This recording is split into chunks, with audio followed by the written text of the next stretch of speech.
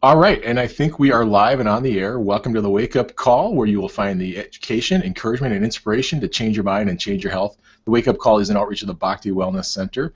And we're here today with the premiere edition of Wake Up Call Live, which I don't know if that's what we're going to call it down the road, but we'll see. It sounded catchy when I thought of it the other day. It's basically, this is going to be a way for us to, oh, and by the way, I should introduce, I've got my co-host here, Guy Odishaw. Hi, Guy. Hello. Good to be with you, Rob. He's going to be joining us today. We're having a little discussion on this. Basically, if anybody's listened to our broadcast show, we're on AM 950 out of Minneapolis, Saturday mornings at 9 a.m. And there's so many times we get to the end of that hour, and we're just like, man, there's so much more we want to say about this topic. So hopefully these webcasts are going to give us a little venue for doing that, where we can expand on a topic maybe covered on air, as well as bring new original content. And we're hopefully going to try to do this on a regular basis, and maybe some special events here and there. We're just kind of getting started on this, so we'll see where it all goes. Tonight, though, we're starting out with a discussion that actually started a couple years ago.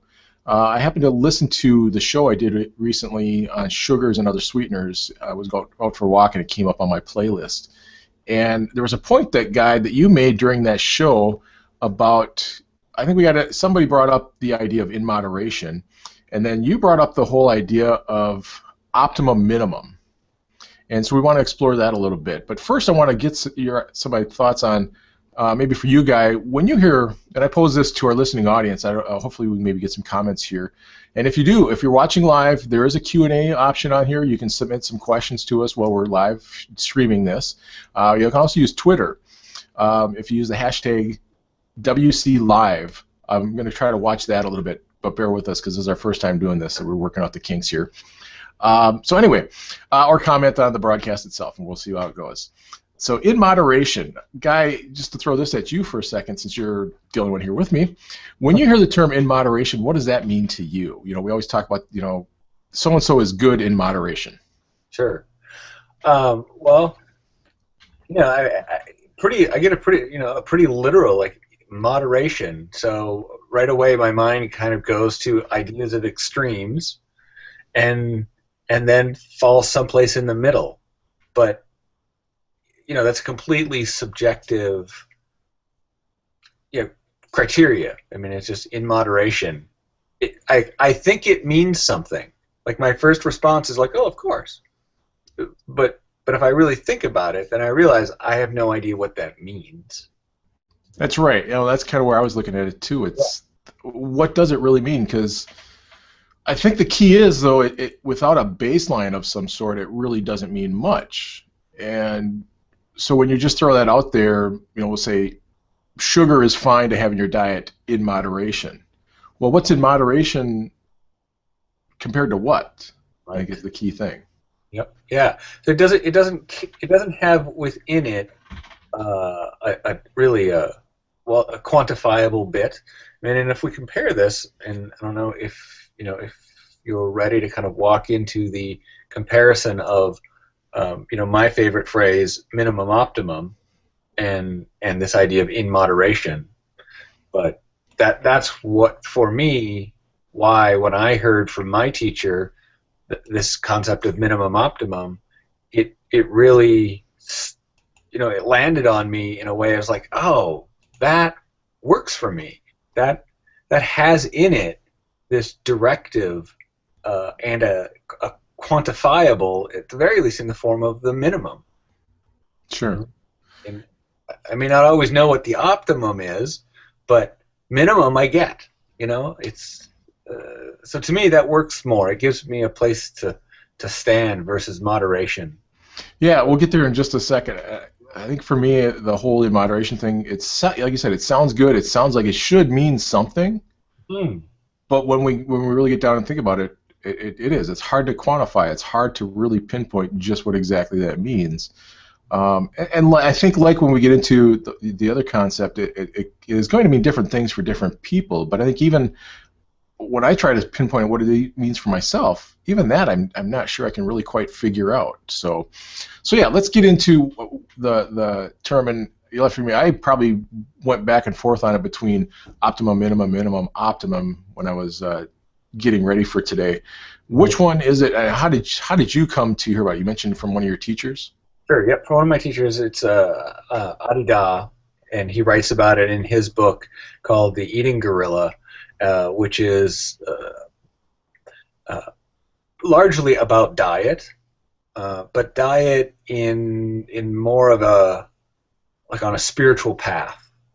So the diet is perhaps more restrictive than what we would recommend to somebody if we were talking about nutrition or even just about health.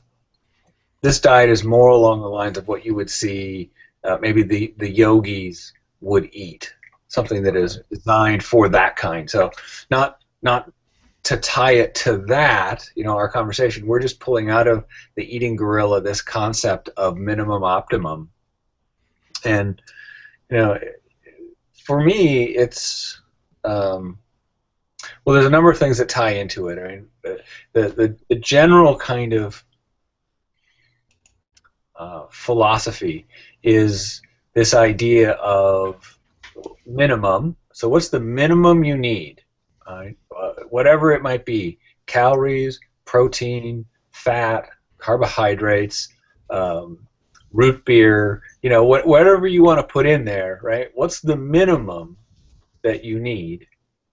And then the other side of the equation is optimum, for the optimum outcome, for the optimum result.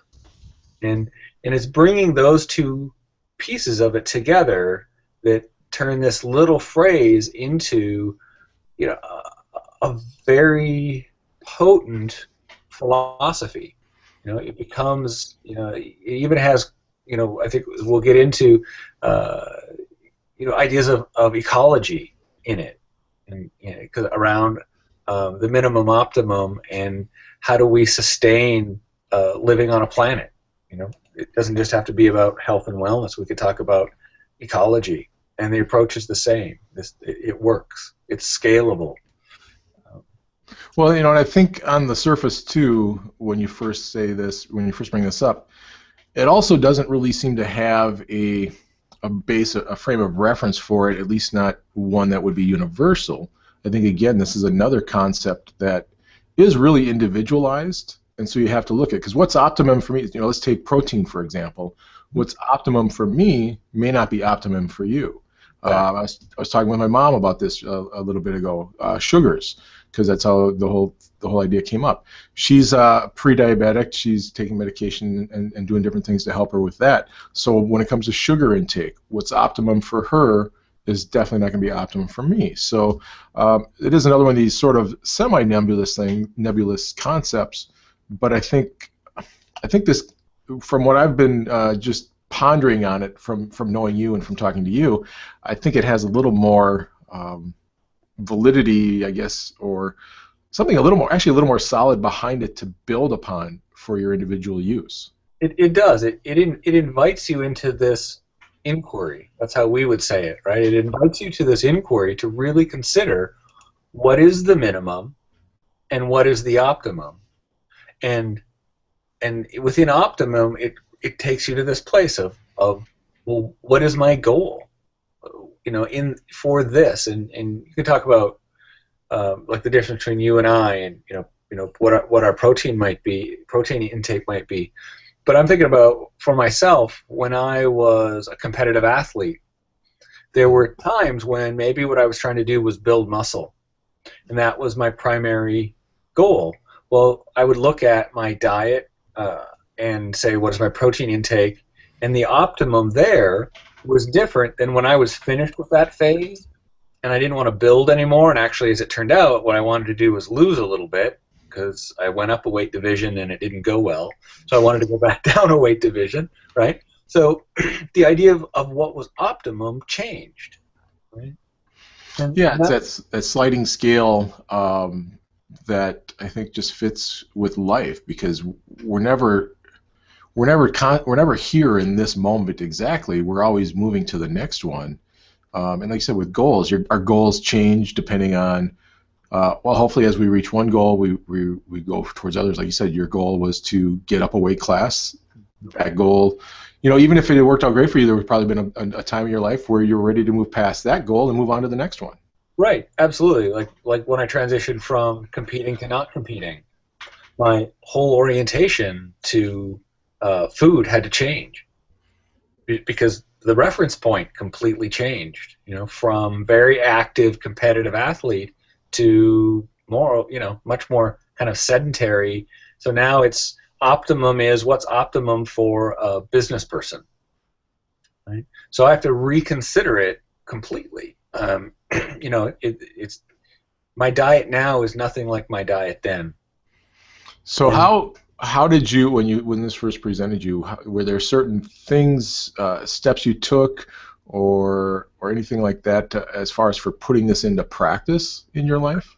sure, and I mean, it to me, this idea of minimum optimum is it's a living question.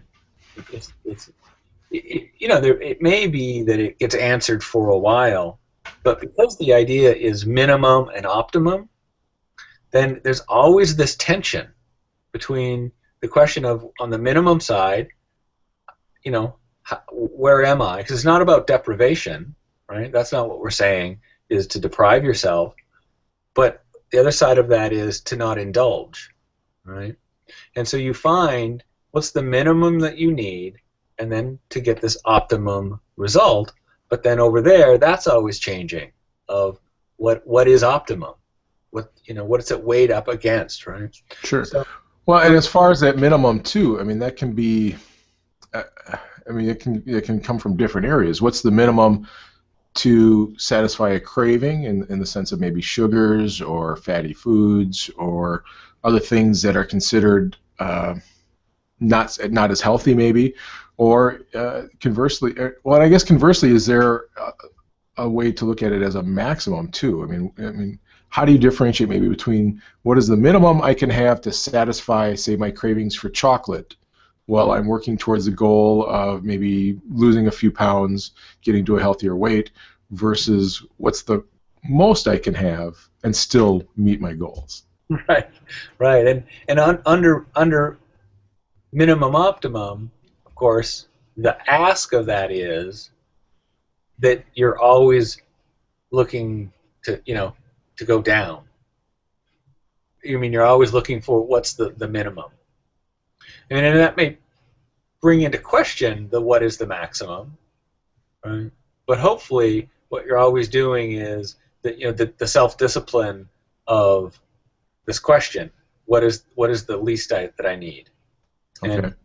And this doesn't have to just apply to food. I mean, we're talking about it today in that context, but lifestyle. The house that you live in, right? And how big does it need to be? Do you need 800 square feet, 1,600 square feet, 3,200 square feet?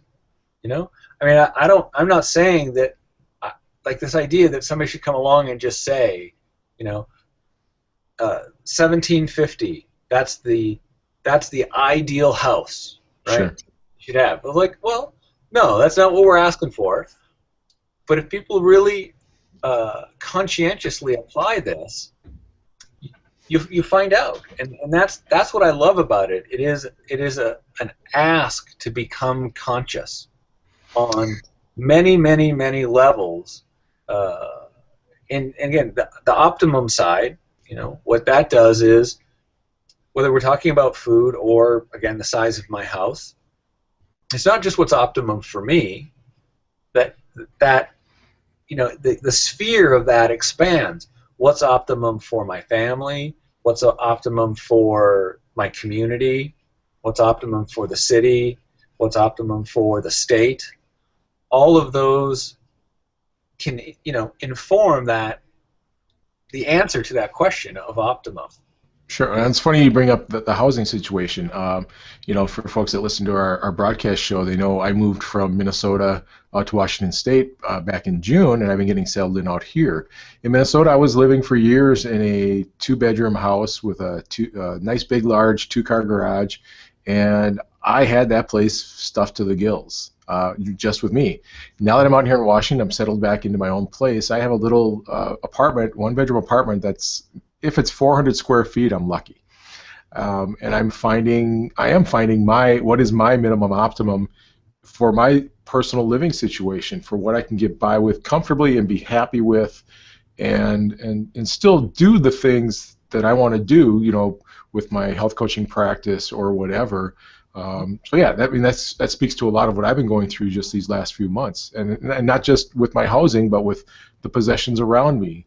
For example, I've made a conscious decision not to buy a microwave oven for my new place, things like that. So I mean, I know there's a lot of different varying ideas about the use of microwave ovens, but for me, it's just, for one, I don't know where I would put it right now because of my space. But on the other hand, it's part of my optimum decision, I guess, process for how I want to prepare my foods on that level. So yeah, I mean, I guess that was something I started putting into practice without even really realizing it as I made this transition out west here. Right. Yes, and that's again why I love it as a concept. Is there's no place it doesn't apply.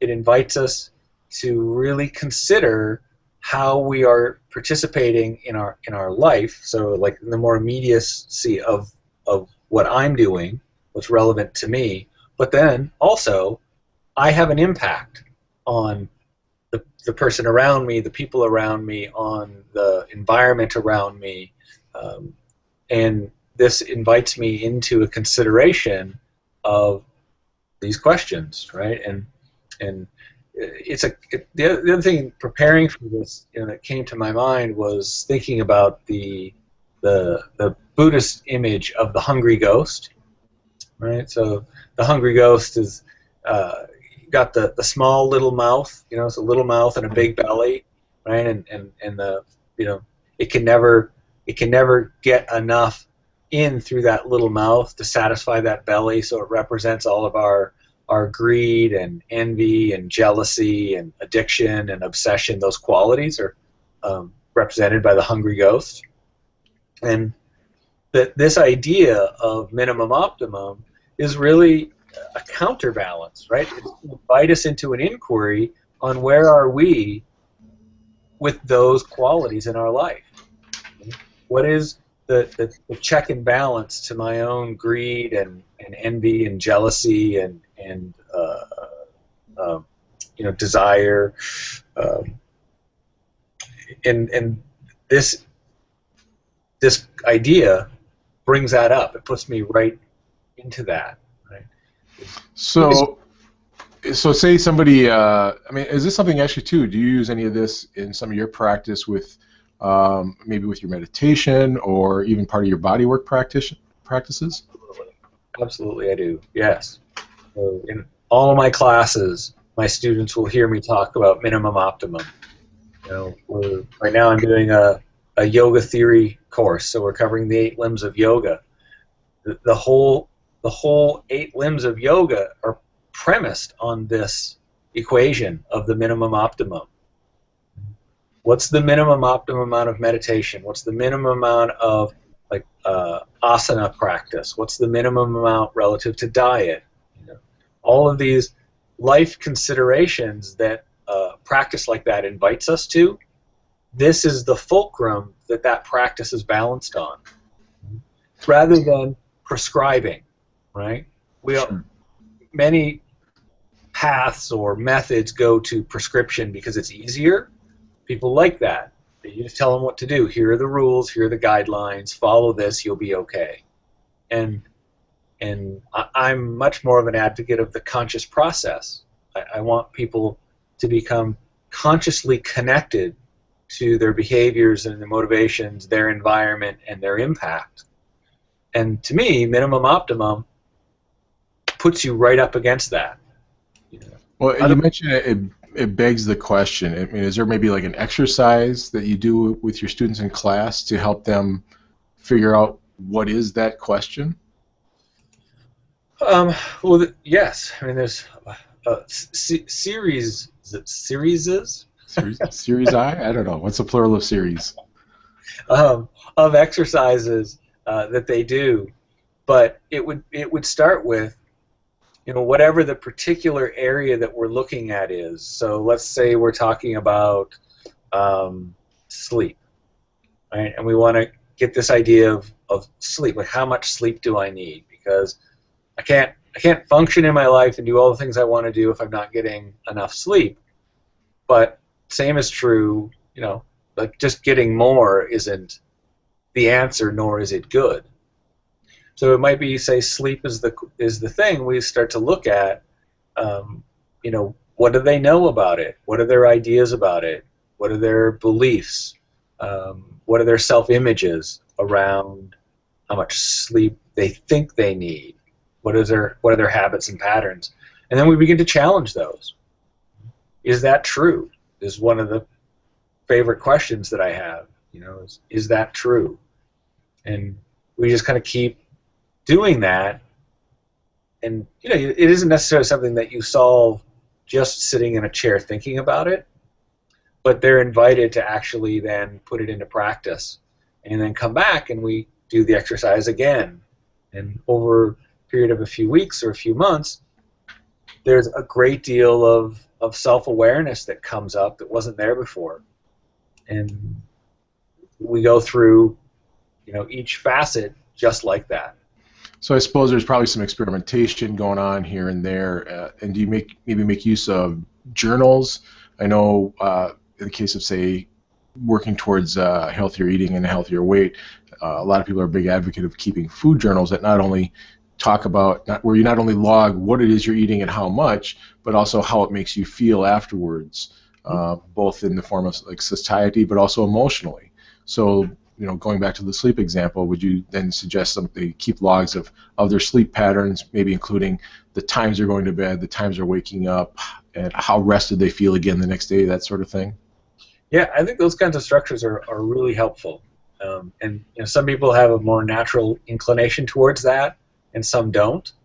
But I think it's a great support for people to do that, just because of the way the mind is. It can play tricks on itself, and although it might be true, you can remember, I can remember this week how it was last week, but 6 months from now I won't remember how it was last week.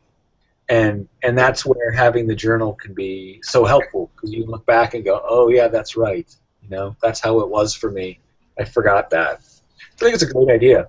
And I suppose when you're looking for that optimum, you can't simply look at the quantities, whether it be sugars or amount of sleep and things like that. You really do have to get in to the emotional side of it, because that's really what's going to help you decide where that optimum is how it affects you, how you feel as a result of the changes you're trying to make. Right, and I wouldn't necessarily say it's about the emotional.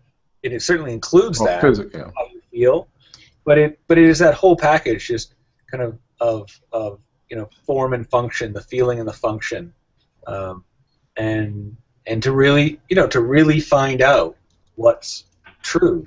And I was vegetarian for well over a year, and I tried a few times and it fell off the wagon. Tried a few times, fell off the wagon, and then finally I kind of learned all the things I needed to learn, how to cook and really be able to eat and enjoy it, and that all helped. And I had a good solid year, but I didn't.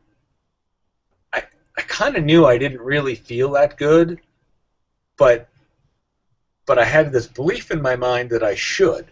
I'm eating a vegetarian diet. I should feel good. I should feel great. And then one day I decided, I think I'm going to have some chicken. And I ate some chicken, and I was like, oh my God, I feel so good. Like, just this return of energy and vitality and my ability to just live my life. Because I lived a pretty active life. I work a lot of hours, physical work. And I was just like, okay, I'd handled the minimum side of the equation well, but I hadn't handled the optimum side very well. So I added in some chicken, and that just handled it.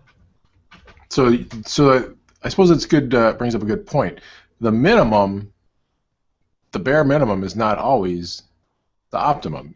So it is about finding that balance, I guess you could say, between, or maybe is it more the relationship between your personal minimum and your personal optimum?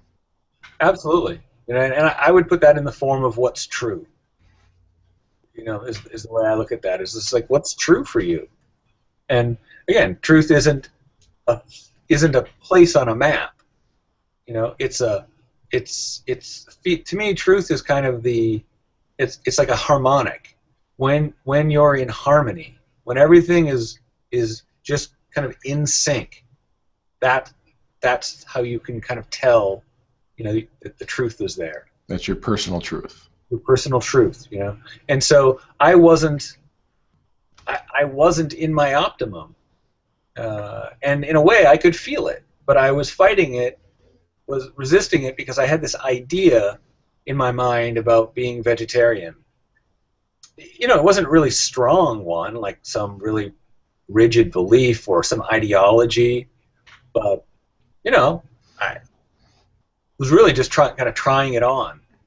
And when I was willing to let go of the form and listen to what was there, then I got to a place of like, oh yeah, I feel much better.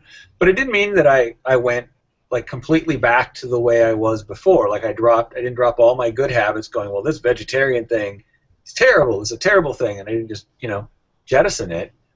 I just ate basically the same way, but started to put a little bit of chicken in, but with the same idea. What's the minimum optimum that I need? Probably don't need to eat half a chicken at every meal. Or even chicken every day. Or even chicken every day, exactly. It's really about finding what did I need, but then it's this resisting the urge to make that into a rule. Like, oh, okay, so I find that, 12 ounces of chicken a week, that seems to work. Then I just think, okay, for the rest of my life, I eat 12 ounces of chicken a week. Like, there, I did it. I just turned it into a rule. Yeah. And I've lost the minimum optimum, the philosophy, which is I'm just always open to that's a dynamic question. Well, so do you think this is a concept that has a moving target versus more of just a fluid dynamic? And I guess by that I mean or maybe it's even a little of both, because there's that target that is going to change over time, of course, but it's always, to me, I guess when I say moving target, I'm looking at it as something that's always just kind of just out of reach, versus a fluid dynamic that just naturally ebbs and flows with the tides of life, I guess. Yeah, and I think you're right. I think it is a both. In to use these terms, that my biochemistry, your biochemistry, everybody's changes all the time. Just does, right? Mm. And so you want to be fluid around that, be able to be responsive to it. But then also, it goes back to that thing of what are you doing in your life? And if you have a change, that's the target. In this moment, I'm taking that as the target. Is what is the underpinnings of my optimum? And presuming that your target, like right now, mine is around health-related things. So exercise, food, my my own kind of self-care program, meditation. That is all kind of geared around being a business owner and living that life. But at some point, hopefully, right, this particular way that I'm living is going to change. And then my target will change, right? Sure. Just even over, say, the course of the time we've been on the air. It's hard to believe, by the way, I missed our anniversary. The Wake Up Call has now been on the air for over 3 years. So congratulations on that. So I guess kudos all around that. But you've had shifts and change. The Bhakti Wellness Center has had a lot of changes over the last year as well. You brought in Dr. Drew Litchie and just some of the things you guys have going on there. So I suppose that has probably provided you a lot of opportunity for matching your minimum optimums to these moving targets that you've had happening in your life. Absolutely. What my lifestyle was like when we had 400 square feet and 2 treatment rooms and 2 providers, to what it was like when we had 5 treatment rooms and 12 providers, to 10 treatment rooms and 20 providers. The demands on me have changed, and therefore I've had to keep switching around my formula, and for just how I live, like how much exercise, how much meditation, the nature of my diet. And you would think it would be, well, work is a lot more stressful, so I'm going to get more exercise and meditation. But it didn't go that way. Right? Because for me, there's just certain realities, right? Which is the demand of work and the place the business is. I mean, we just had this conversation with Dr. Litchi, my partner in the business, right?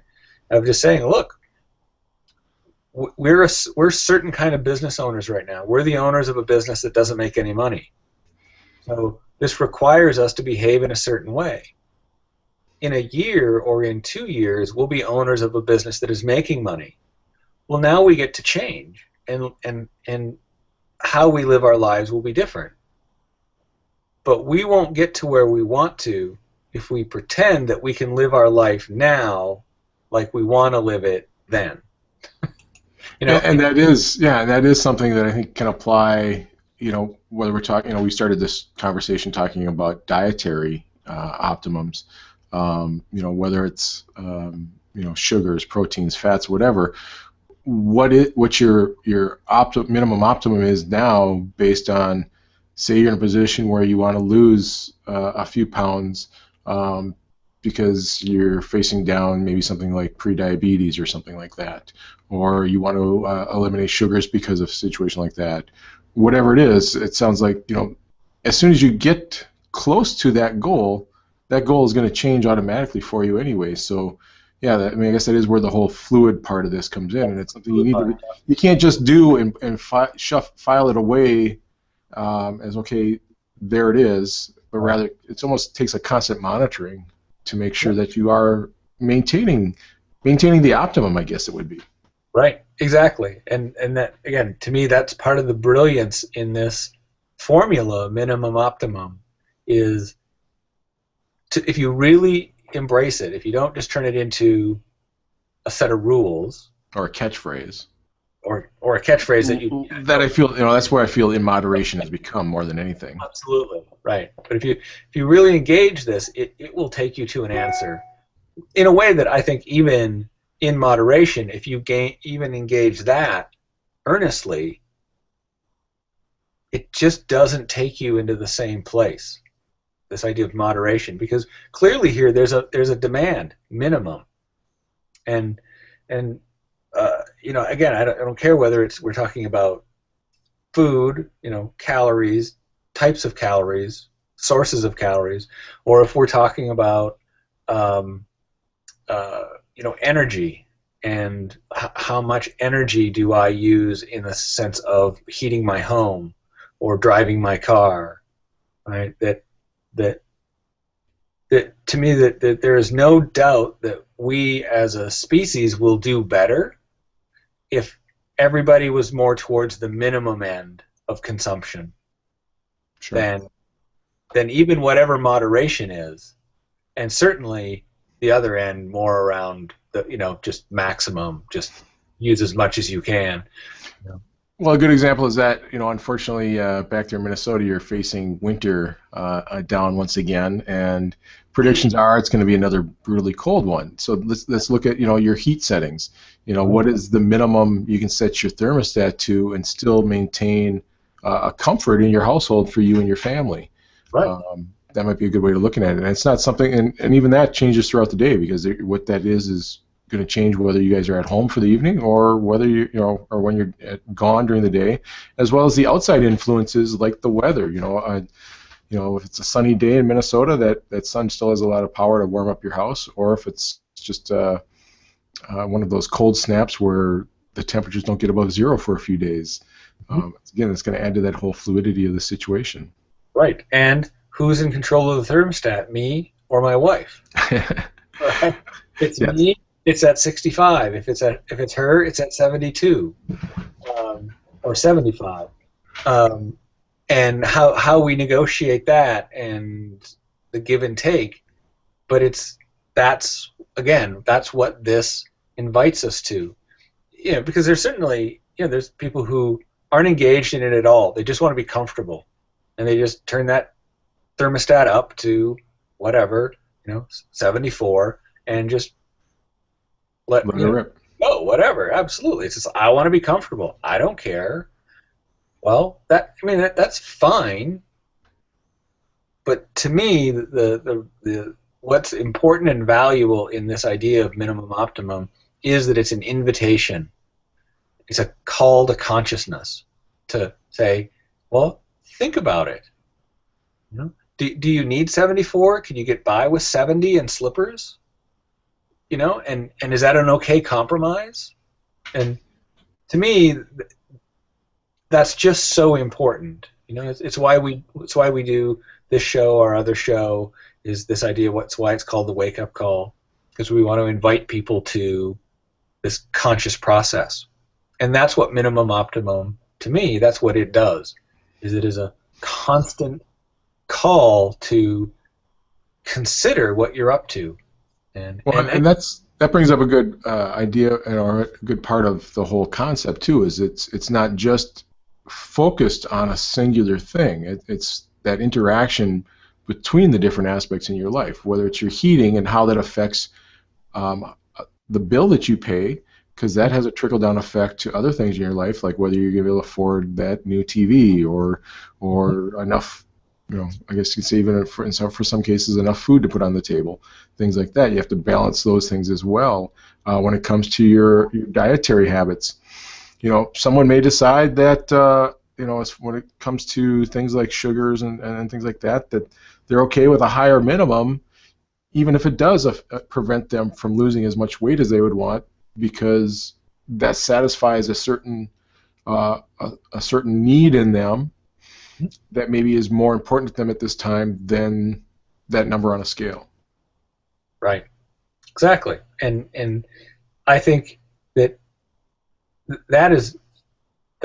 a safer thing to allow for the person who knows that that's what's being done than the person who doesn't know. Right. Again, this idea of being conscious about that.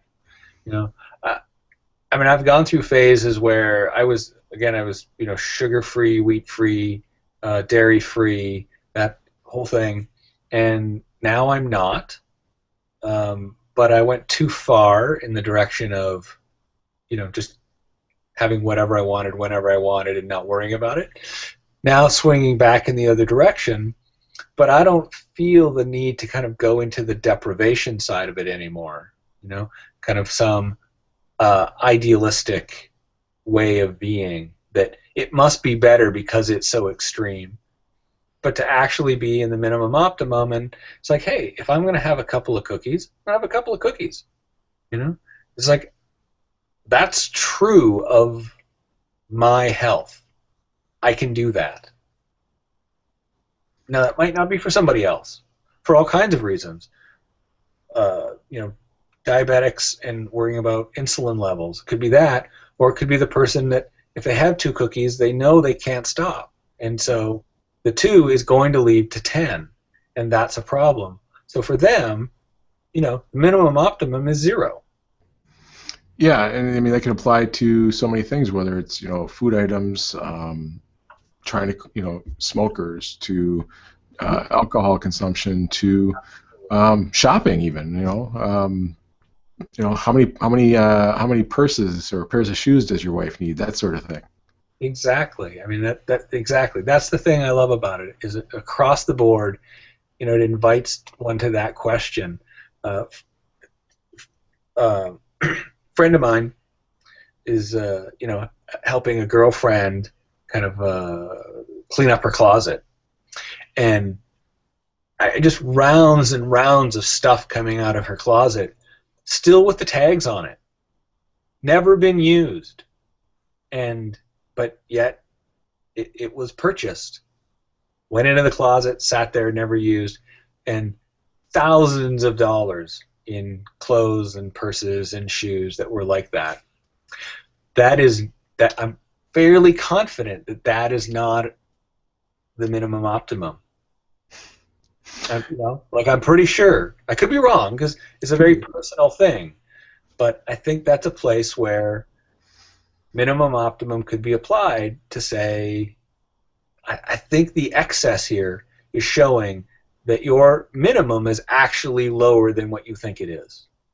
And like you said, or if nothing else, it begs the question to look at it. I mean, who knows? Maybe there is some sort of need that is being fulfilled there, and that could be fine as long as it, I guess, as long as it balances with the other goals and needs in her life at that time. Right, exactly. I mean, if it's that versus beating the children, hey, buy more purses. Sure. And if buying the purses aren't, preventing the kids from getting the education they need or being in the activities they need, if that's not a problem, okay, so that's the thing about it. It's not to just come in with a judgment from the outside that says shopping is bad, No, but it is to say apply the formula, Well, I mean, maybe that's the important thing here. We can maybe kind of start wrapping things up because I don't want to just keep going around in circles on this, but maybe that's the important thing is just asking the question, looking at these things where it becomes a like you said, a conscious part of the process and not just these unconscious actions in our life. Right. Absolutely. I mean, to me, that's kind of the answer to everything, right? For me, is the answer to every question is more consciousness.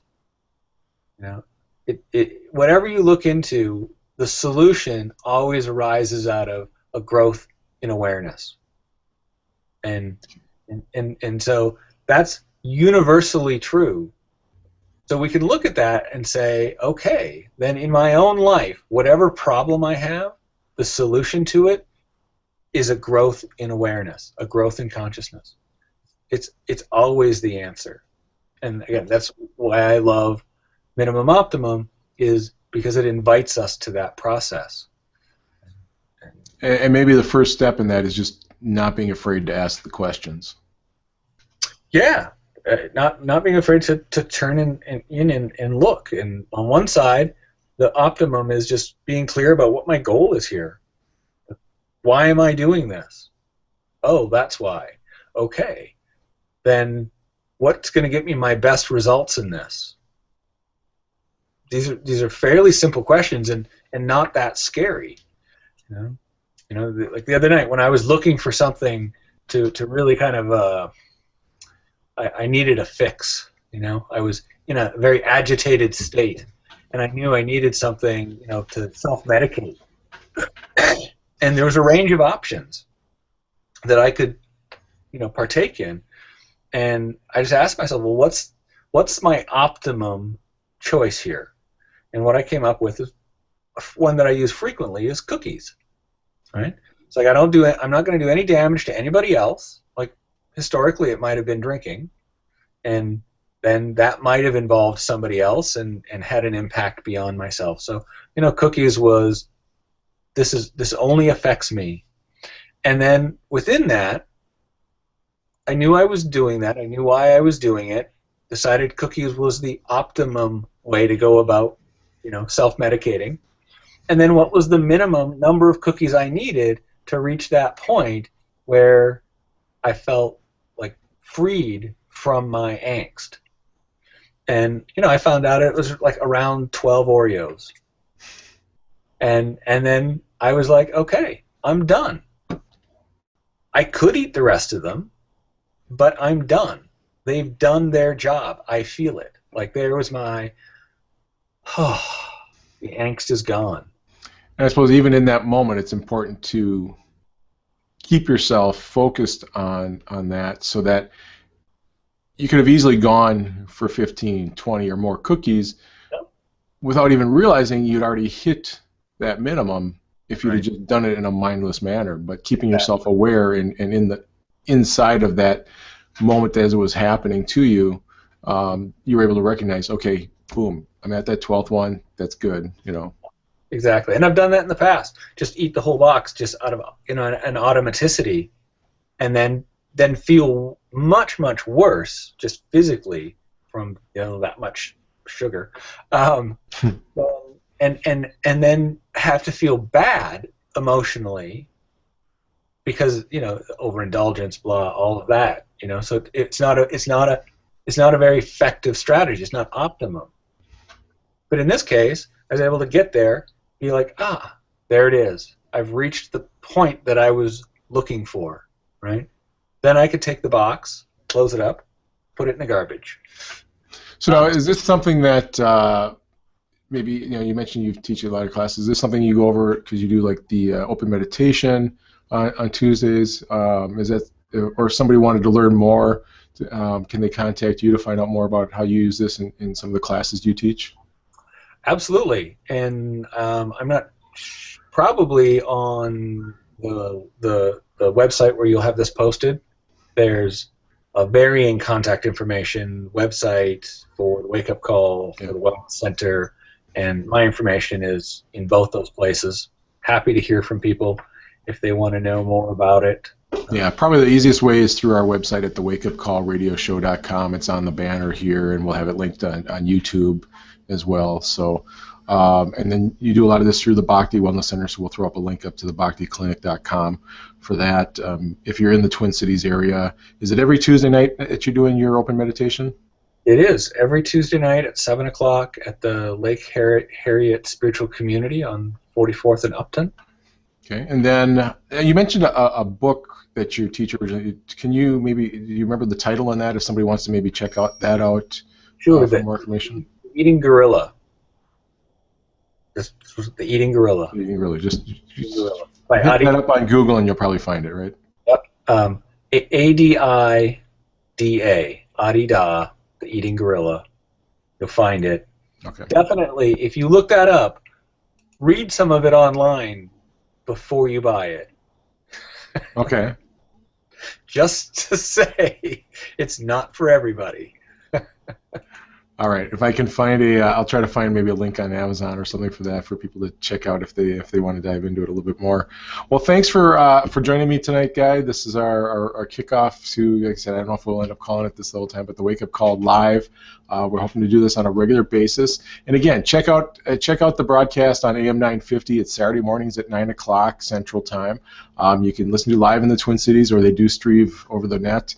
Details are on our website at thewakeupcallradioshow.com. Just look for the Listen Now page.